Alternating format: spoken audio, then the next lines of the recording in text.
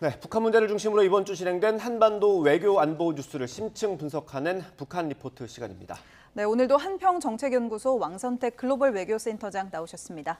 안녕하십니까? 네, 안녕하세요. 안녕하십니까. 일단요, 김정은 국무위원장이 팔레스타인을 지원하는 방안을 찾으라고 지시했다.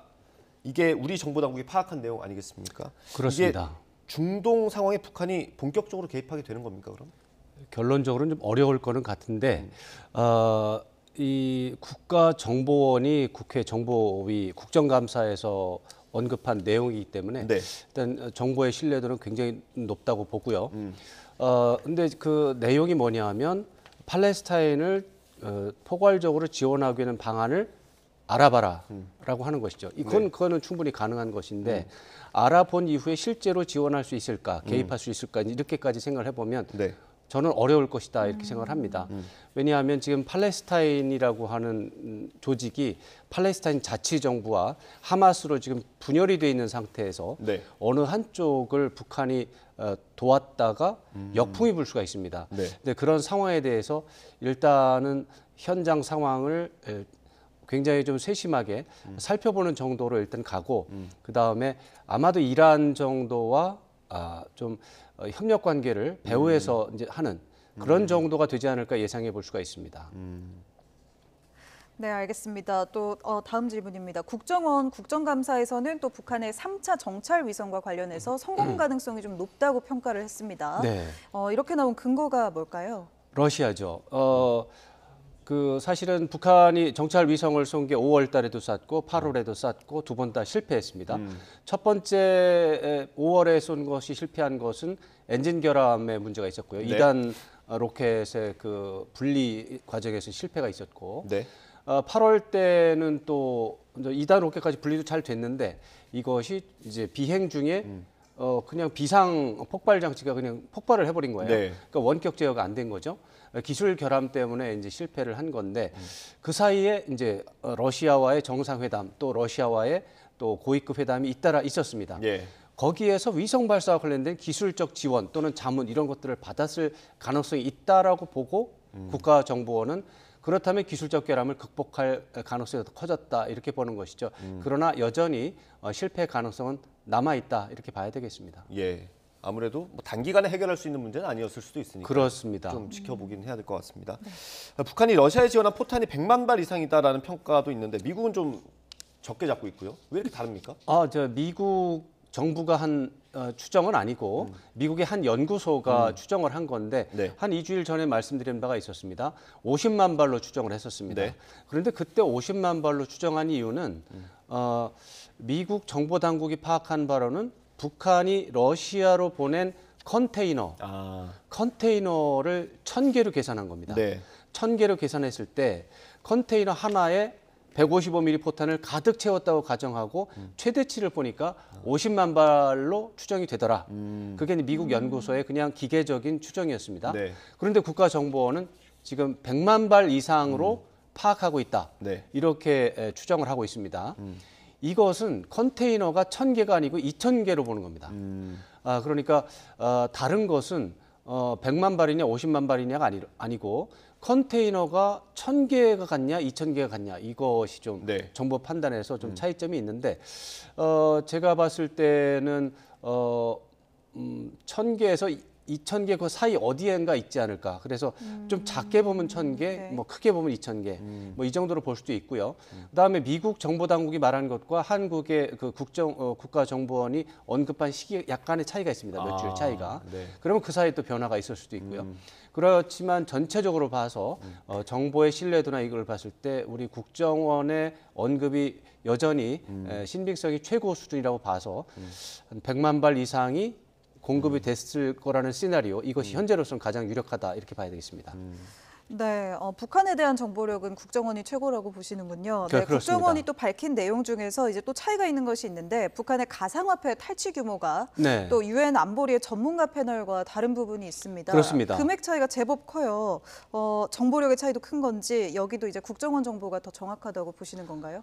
결론적으로 그렇습니다. 아무래도 국가정보 북한 문제에 관한 한 한반도 문제에 관한 한 국가정보원의 언급이 가장 신뢰도의 수준이 높습니다. 그러니까 국정원이 말하면 전부 다 사실이다 이게 아니고 북한에 관한 여러 가지 추정이 있고 정보가 있을 때 그중에 신뢰도가 제일 높은 게 국정원이라는 거죠. 그게 이번에 여러 가지가 많이 나와서 오늘 이제 뭐 자세하게 이제 이렇게 뭐 점검을 하고 있는데 네.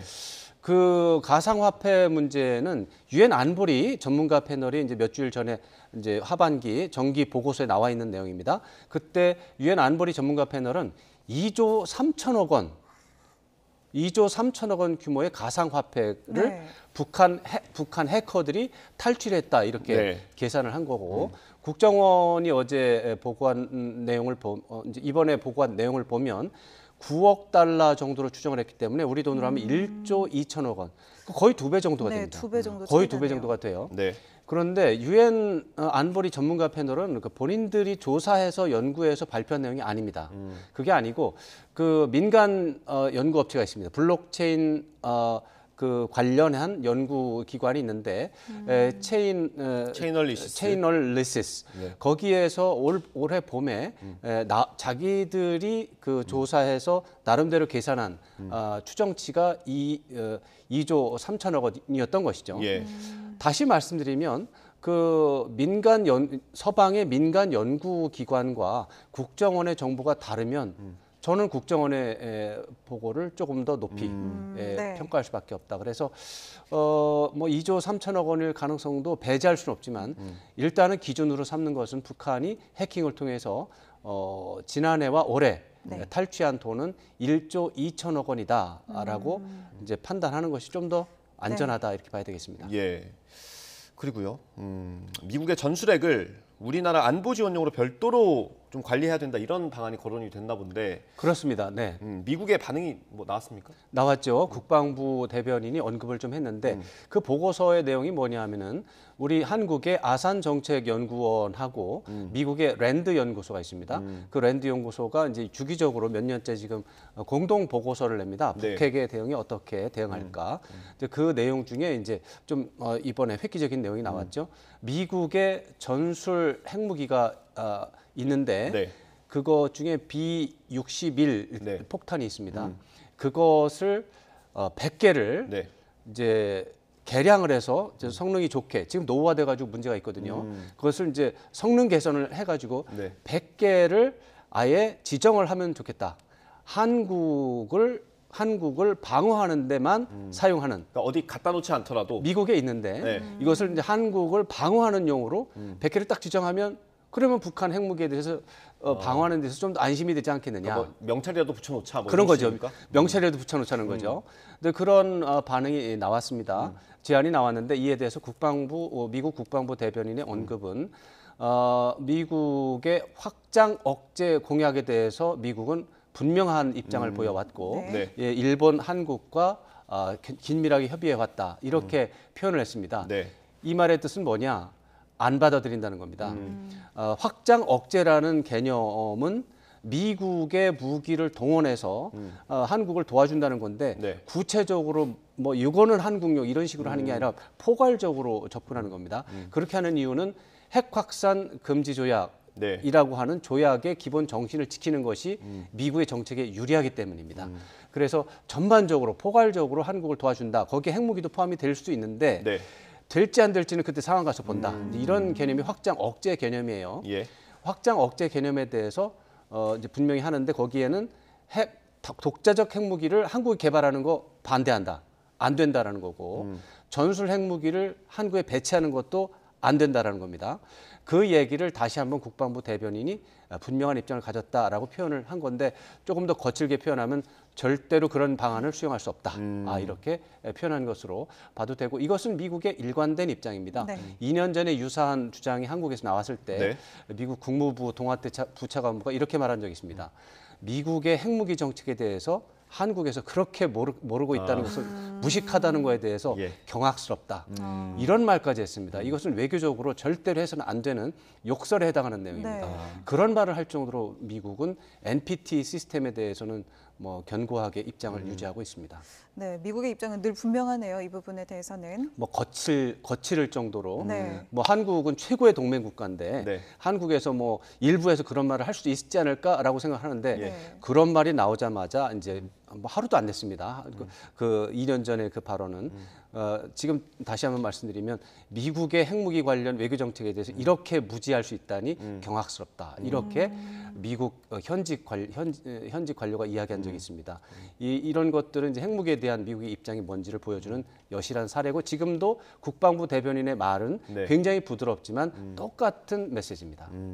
알겠습니다. 네, 뭐 알겠습니다. 기자들이 제목 뽑기는 좋을 것 같습니다. 네, 그렇습니다. 그 북한이 최근 재배 공간을 철수하는 조치를 하고 있는데 이게 조직 조절 사업이라는 입장이에요. 이게 어떤 걸로 봐야 됩니까? 네, 사실은 이제 통일부 고위 당국자가 이제 북한의 재외 공간 철수가 지금 계속 이어지고 있거든요. 네. 뭐 우간다라든가 홍콩이라든가 스페인이라든가 이어지고 있으니까 거기에 대해서 북한이 재외 공간을 외화벌이 수단으로 활용을 하고 거점으로 활용하고 있는데 네. 그런 부분들이 잘 안 되고 또 공간을 운영하는데도 돈도 들잖아요. 이제 돈 유지 비용 이런 것들이 잘 안 되니까 철수하는 것이다라고 해석을 한 겁니다.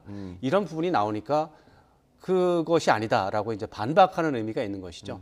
그래서 뭐 외화벌이 이런 게 아니고 그 뭐 새로 환경이 외교 환경이 변경됐기 때문에 거기에 맞춰서 이제 조절을 하는 것이다 이렇게 하는 것입니다. 저는 이 두 가지 의미가 다 있다라고 생각을 하고요. 네. 북한이 주장하는 것처럼 외교 정책 기조가 변경됐기 때문에 조직 개편도 이루어지고 조직 개편이 이루어지니까 공간의 변화도 가능하다. 그 과정에서 분명히 비용 문제도 있을 겁니다. 북한이 최근에 채택하는 외교 정책은 제가 이름 붙인 거는 신냉전 외교입니다. 한미일 3국이 강력하게 연대를 하니까 네. 북중로 3국을 강력하게 연대를 해서 반미 국가 연대를 만들어서 뭔가 여기 신냉전 구도를 만들고 그 신냉전 구도 속에서 북한은 핵무기 보유를 기정사실화시키고 핵무기 보유와 관련한 대북 경제 제재 자체를 무력화시키면서 네. 중국과 러시아와의 교류만으로도 국가 발전을 기할 수 있다. 네. 이런 개념으로 지금 이제 신냉전 외교를 하고 있으니까 이건 굉장히 큰 외교 정책 기조의 변화거든요. 예. 그러면 공관 배치를 바꿀 수 있습니다. 그런 차원에서 북한의 설명은 어느 정도 설득력이 있다 이렇게 판단합니다. 네, 알겠습니다. 신냉전 얘기해 주셨는데 뭐 러시아 이야기 잠깐 해보죠. 네. 러시아가 최근 포괄적 핵실험 금지 조약이죠. 이 네. CTBT 비준을 철회했는데 네. 우리 외교부가 깊은 유감을 표명했습니다. 네, 좀 이례적인 부분이라서 이제 러시아는 이제 강대국 군사적으로 보면 아주 강대국인데 네. 여기에 대해서 우리 외교부가 정면으로 이제 비판하는 성명을 네. 냈기 때문에 좀 이례적인 사례가 되겠습니다. 그럼에도 불구하고 이번에는 저는 잘한 적절한 조치였다 이렇게 생각을 합니다. 러시아가 이번에 비준을 철회했다고 하는 그 CTBT라고 하는 거거든요. 그 포괄적 핵실험 금지 조약입니다. 이것은 좀 애매모호한 위상을 갖고 있는 국제법입니다. 이게 그 NPT랑은 좀 많이 다른 겁니까? 다르죠. NPT는 핵무기 자체의 확산을 금지한다. 예. NPT입니다. Non-Proliferation Treaty. 네. 근데 CTBT는 이 핵실험을 금지하는 겁니다. 그래서 핵무기 확산을 방지하기 위한 여러 가지 수단 중에 하나입니다.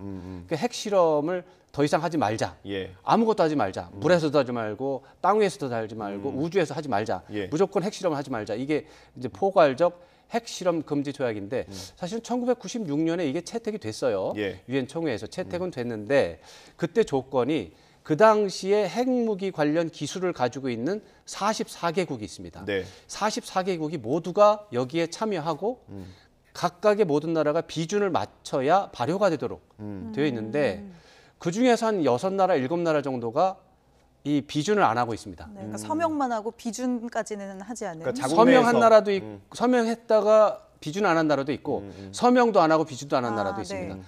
이제 한 몇 가지 종류가 있는데 한 6개, 7개 나라가 이 비준을 안 했습니다.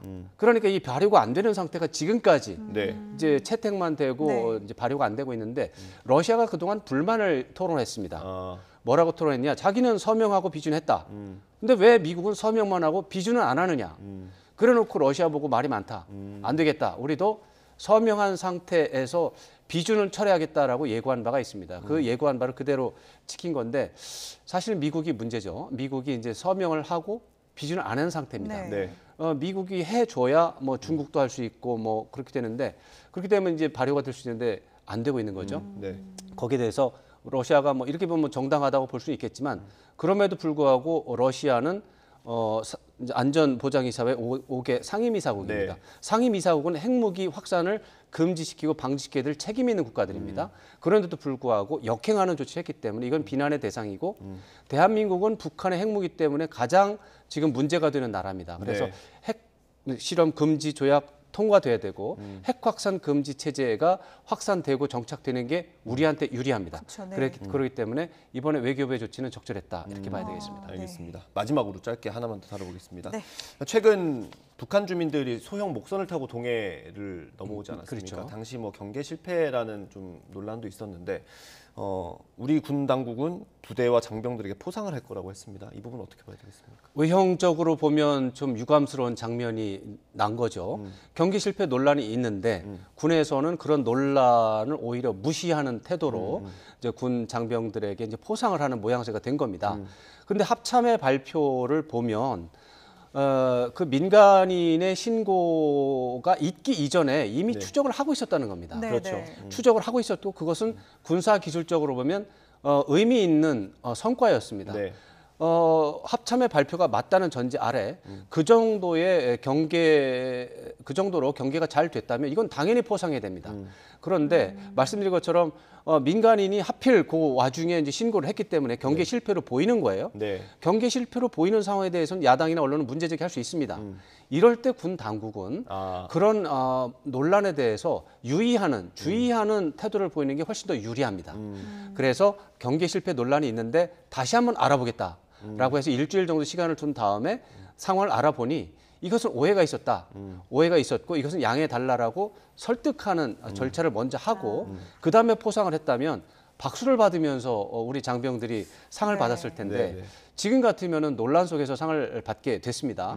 이것은 제가 볼 때는 정책 홍보 차원에서의 판단 오류다 이렇게 보고 장병들에게도 약간 좋지 않은 그림이 됐다 이렇게 보겠습니다. 네. 알겠습니다. 지금까지 북한 관련 이슈 짚어봤습니다. 한평정책연구소 왕선택 센터장이었습니다. 감사합니다. 고맙습니다. 고맙습니다.